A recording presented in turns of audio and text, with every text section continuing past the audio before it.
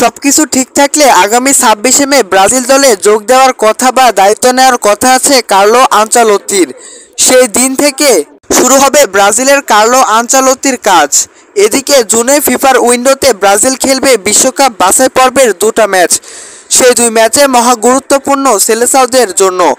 2026 সালের বিশ্বকাপ মূল পর্বে জায়গা করে নিতে হলে ব্রাজিলের এই দুই ম্যাচ জয়ের কোনো বিকল্প নেই।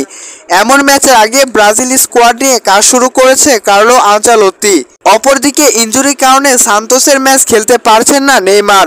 হঠাৎ করেই নেইমারের ইনজুরি বিশ্বকাপ বাছাই পর্ব থেকেও ছিটকে যেতে পারে।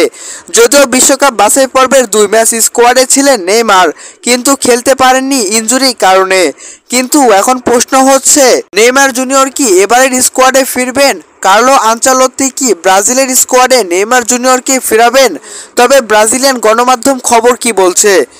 নেইমার জুনিয়রকে নিয়ে কিছুটা প্রাথমিক স্কোয়াড তৈরি করেছে কার্লো আনচালত্তি, যেখানে ফিফার জুনের উইন্ডোতে মাঠে নামবেন। তবে অপরদিকে বিশ্বকাপ বাছাই পর্বের জন্য দু ম্যাচের জন্য স্কোয়াড ঘোষণা করা হয়েছে প্রাথমিক, যেখানে নেইমার জুনিয়র অন্তর্ভুক্ত করেছে কার্লো আনচালত্তি। এটা হলো প্রাথমিক স্কোয়াড। আর প্রাথমিক স্কোয়াডে সর্বকালের সর্বোচ্চ গোলদাতা নেইমার জুনিয়রকেও রেখেছেন তিনি। তবে শুধু নেইমার জুনিয়র নয়, বেশ কিছু তারকাকে পুনরায় ডাকা হয়েছে স্কোয়াডে, এমনটাই জানা গেছে ব্রাজিলের গণমাধ্যমের খবরে।